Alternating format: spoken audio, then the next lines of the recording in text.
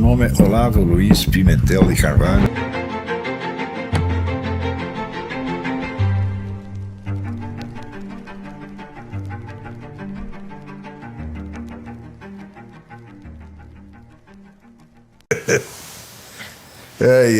Murilo Garcia.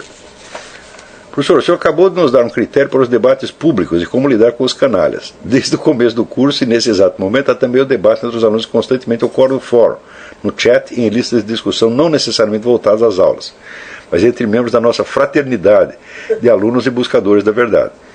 O senhor poderia dar algumas diretrizes, regras básicas para que esse debate possa ser saudável, produtivo e leve ao enriquecimento de todas as partes?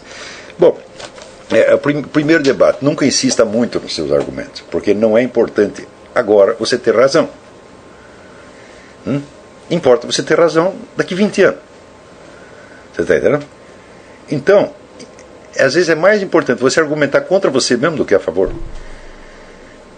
Eu considero que foi realmente uma sorte eu começar a minha vida levando um banho de marxismo-leninismo. Porque é tudo o contrário do que eu venho pensar depois. Então, depois fiquei um tempão estudando negócio de psicanálise. Ou seja, o principal, vamos dizer, do besterol moderno, eu fui impregnado daquilo. Tá certo? Então eu sei pensar o contrário do que eu penso. Porque o contrário do que eu penso hoje era o que eu pensava ontem.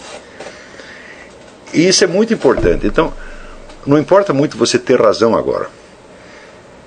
Até você pensar a coisa errada, desde que você saiba que pode haver uma segunda hipótese, tá certo? É o que vale. O que vale é o trabalho de imaginação, de você sempre pensar, e se não for assim, se for de outro jeito? Mas isso eu estou me referindo, claro, a pontos concretos. Porque se você, não com relação aos princípios básicos, princípios básicos não tem como negar, princípio de identidade, essa coisa não é besteira ficar discutindo isso. Mas, por exemplo, as suas opiniões sobre coisas da sociedade, da história, da moral, da psicologia, etc, etc. Importa muitíssimo você ver, Napoleão Bonaparte que ensinava isso. Considere todas as possibilidades e faça a lista. Está entendendo? Só aí que você vai ter a medida da articulação das coisas e vamos dizer, da gradação de veracidade que pode existir em cada um desses aspectos e como eles se articulam.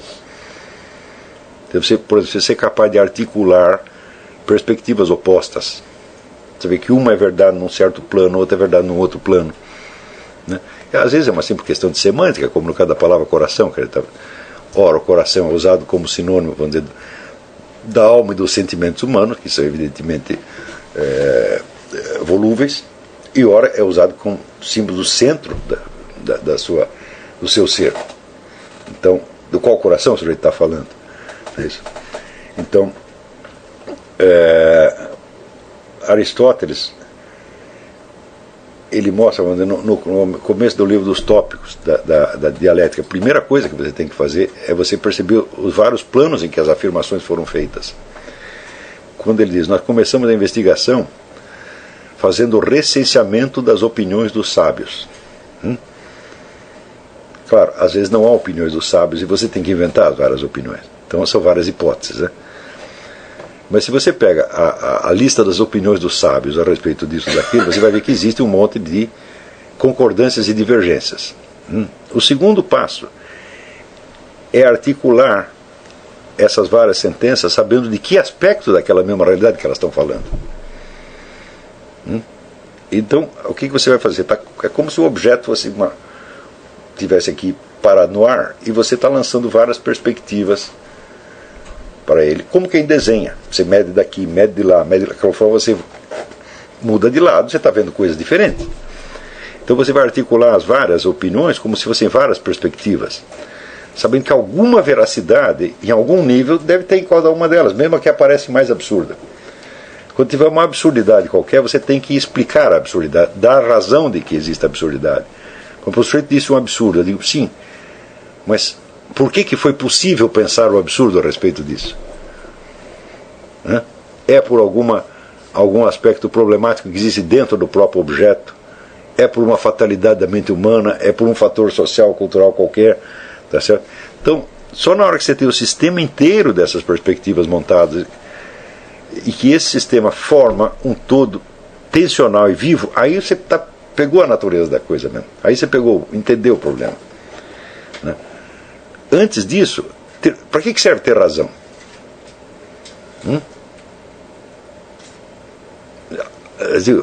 Ora, se você for um general comandando um exército, é muito importante que você tenha razão, porque se você planejar um negócio errado, o seu exército vai morrer, e você também. Tá certo? Quando nós não temos nenhuma responsabilidade ainda, nós temos o privilégio de poder não ter razão. E de poder continuar pensando a coisa sob suas várias perspectivas sem ter que chegar a uma decisão ainda. Então, por isso que eu digo assim, a tolerância para o estado de dúvida durante longo tempo é condição para o estudo. Quer dizer, você poder continuar dizendo, eu acho isso, mas eu não sei. E daí você tentar achar uma outra coisa, até você completar a perspectiva. Não é ficar dúvida eterna, não. Isso é besteira também.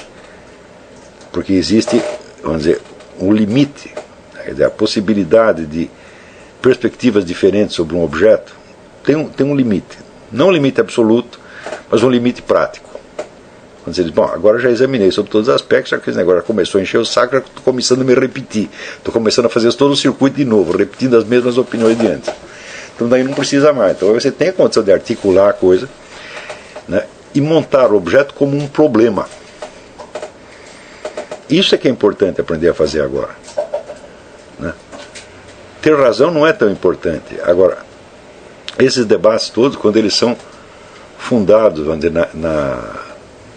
na ideia de ter razão, eu digo, olha, ter razão só é importante quando você tem uma responsabilidade a respeito. Fora disso é apenas um luxo, é uma frescura. Você está entendendo? Provar que você é melhor que o outro, que você é mais sábio que o outro. Talvez até seja, mas e daí? Quem está ligando para a sua superioridade? Né? Cada um tem lá a sua superioridade, suas inferioridades. Então, agora, quando houver, vamos dizer, uma situação pública, onde seja importante que as pessoas sejam informadas sobre a realidade de tal coisa ou tal outra coisa, aí sim, aí vale a pena brigar, tá entendendo? Mas por enquanto não. Né? Eu vejo as pessoas estão gastando muita juventude delas tentando ter razão. Né? A juventude é a época de você poder não ter razão. É a época de pensar besteira. Mas use as besteiras, né, como material para você montar esse sistema de perspectivas. Ou seja, quando você pensar uma besteira, pense outra, e outra, e outra, e outra, e outra. E no fim, você cruzando as várias besteiras, você vai perceber alguma coisa. Se você pegar, por exemplo, o que é? Aquelas opiniões dos pré-socráticos sobre a composição da matéria, aquilo é um monte de besteira, evidentemente, né? Mas, fulano diz que é isso, fulano diz que é aquilo, fulano diz que é aquilo, daí você chega a alguma coisa positiva.